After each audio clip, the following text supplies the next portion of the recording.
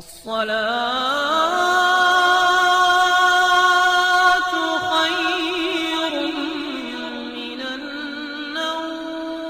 ناظرین گرامی، فرعون نے اپنے وزیر حامان کو محل بنانے کا حکم دیا تو اس نے اینٹوں کو پکانے اور چونا تیار کرنے کا کام فوری طور پر شروع کر دیا، اور ہر وہ چیز جس سے عمارت تیار کرنے کے لیے ضروری خیال کیا جاتا ہے اس کا انتظام کیا جانے لگا۔ ساری دنیا کے کاریگروں کو اکٹھا کیا جانے لگا، اور کہتے ہیں کہ مزدوروں کے علاوہ صرف کاریگروں کی تعداد ہی 50,000 کے لگ بھگ تھی۔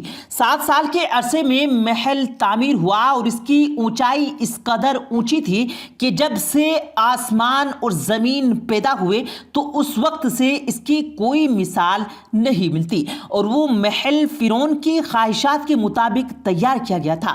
لیکن ناظرین گرامی، آخر کار یہ وہ محل ثابت ہوا کہ جس کے ذریعے فرعون کی قوم پر عذاب نازل کیا گیا، اور اللہ نے یہ ثابت کیا کہ وہ موسیٰ کو فرعون کے گھر پر رکھتا ہے اور پھر وہیں پر رشت لاتا ہے، اور وہی موسیٰ جب اللہ کا نام لیتا ہے تو فرعون کی موت اور اس کے زوال کا وقت شروع ہو جاتا ہے۔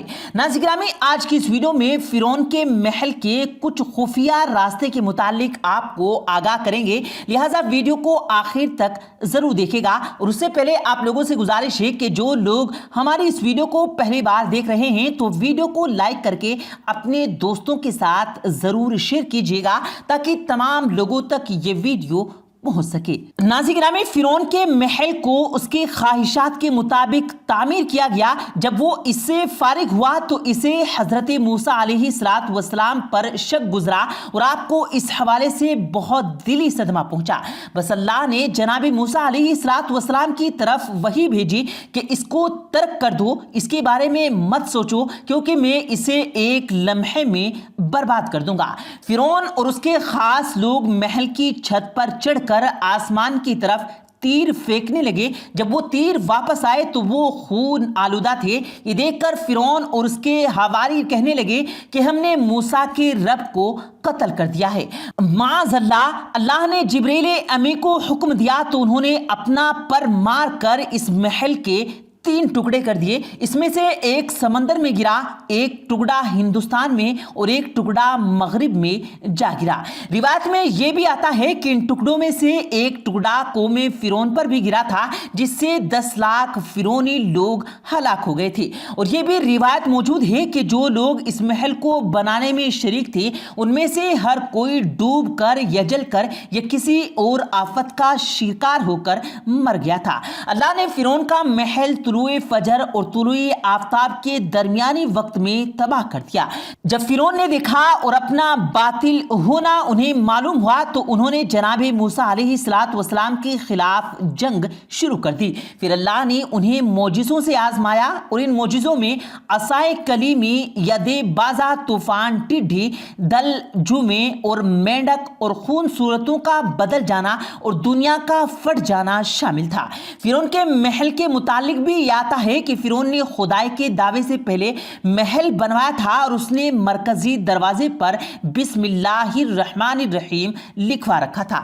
جب اس نے خدائی کا دعویٰ کیا اور حضرت موسیٰ علیہ السلام نے اس کو اللہ پر ایمان لانے کی دعوت دی تو فرعون نے انکار کر دیا اور سرکشی کی راہ اختیار کر لی۔ حضرت موسیٰ علیہ السلام نے اللہ کی بارگاہ میں عرض کیا کہ اے مالک، میں بار بار اسے تیری طرف بلاتا ہوں لیکن یہ ہر بار برائی سے باز نہیں آتا، مجھے اس میں کوئی بھلائی نظر نہیں آتی۔ اللہ رب العالمین نے فرمایا کہ اے موسیٰ، تم اسے ہلاک کر دینا چاہتے ہو، تم اس کے کفر کو دیکھ رہے ہو اور میں اپنا نام دیکھ رہا ہوں جو اس نے اپنے دروازے پر لکھوا رکھا ہے۔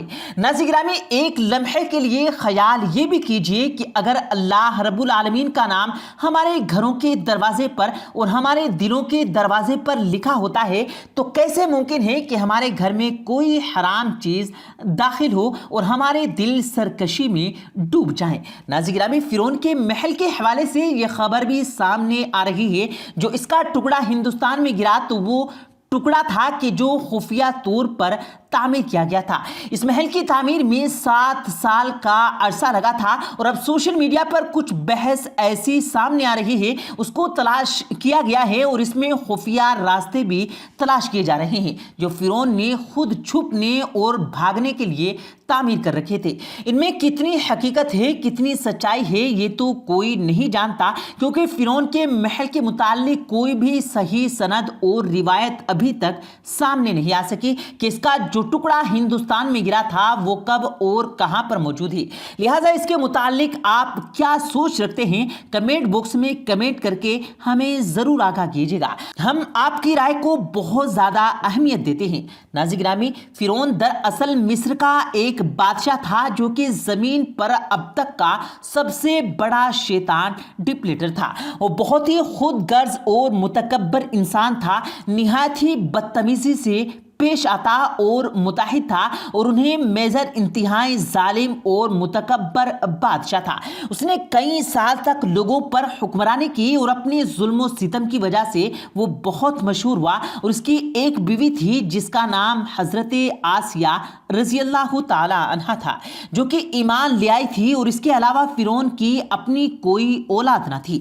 وہ زمانے کے لوگوں کو خود کو تسلیم کروانے کی کوشش کرتا اور انہیں مجبور کرتا کہ وہ اس کی پوجا کریں۔ فرعون انسان اور دیوتا کے درمیان نراستے کے طور پر خود کو پیش کرتا تھا۔ فرعون کی قوم کو بنی اسرائیل کی قوم کہا جاتا ہے اور یہ اس قوم پر حکومت کرتا تھا۔ فرعون نے اپنی عظیم یادگاریں تعمیر کروائی اور جس کی تعمیر کی وجہ سے یہ لوگوں پر رعب ڈالنے کی کوشش کرتا تھا۔ لیکن فرعون کی موت پر دنیا کی سب سے افسوسناک موت تھی کہ جب کوئی خدائی کا جھوٹا دعویٰ کرے تو پھر اس کا انجام بھی یہی ہوتا ہے۔ ناظرین گرامی، اللہ رب العالمین ہر چیز پر قادر ہے اور پھر وہی موسیٰ کو فرعون کے گھر میں پرورش دلاتا ہے۔ فرعون کا زوال تو اسی وقت شروع ہو گیا کہ جب اس نے خواب میں یہ دیکھا تھا کہ بیت المقدس کی جانب سے ایک آگ نکلی ہے اور اس نے تمام مصر کو اپنے قبضے میں لے رکھا ہے اور تمام بنی اسرائیل کو جلا کر راکھ کر دیا ہے۔ فرعون نے جب اس کی تعبیر پوچھی تو پتا چلا کہ مصر میں بنی اسرائیل میں ایک بیٹا پیدا ہوگا جو کہ فرعون کی حکومت، اس کے جاہو جلال اور اس کے متکبرانہ انداز کو ختم کر کے فرعون کو نیست و نابود کر دے گا۔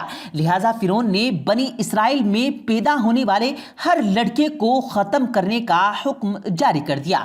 حضرت موسیٰ علیہ السلام کی والدہ نے حضرت موسیٰ علیہ السلام کو فرعون کے ڈر سے صندوق میں بند کیا اور پانی میں ڈال دیا گیا۔ پھر اللہ رب العالمین سے دعا کی کہ اے مالک تو میرے بیٹے کی حفاظت کرنا، اور وہ مالک تو پھر جب چاہے حق کو باطل کے گھر میں پرورش دلاتا ہے۔ اور ایسا ہی جناب موسیٰ علیہ السلام کے ساتھ ہوا۔ جناب موسیٰ علیہ السلام کو فرعون کی بیوی حضرت آسیہ رضی اللہ تعالی عنہا نے پانی سے نکالا اور اپنے بیٹے کے طور پر اپنے گھر پر رکھ لیا۔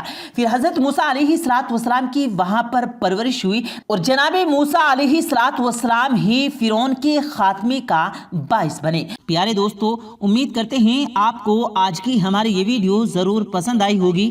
اگر آپ کو یہ ویڈیو پسند آیا ہو تو اس ویڈیو کو دل سے لائک کریں اور زیادہ سے زیادہ لوگوں تک اس ویڈیو کو ثواب کی نیت سے شیئر کریں، اور اس ویڈیو کے بارے میں آپ کی کیا رائے ہے کمنٹ سیکشن میں اپنی رائے کا اظہار ضرور دیں، اور مزید اسی طرح کی روز کی ویڈیو پانے کے لیے ہمارے چینل کو ضرور سبسکرائب کریں۔ ملتے ہیں پھر ایک نئی ویڈیو کے ساتھ، تب تک کے لیے اللہ حافظ۔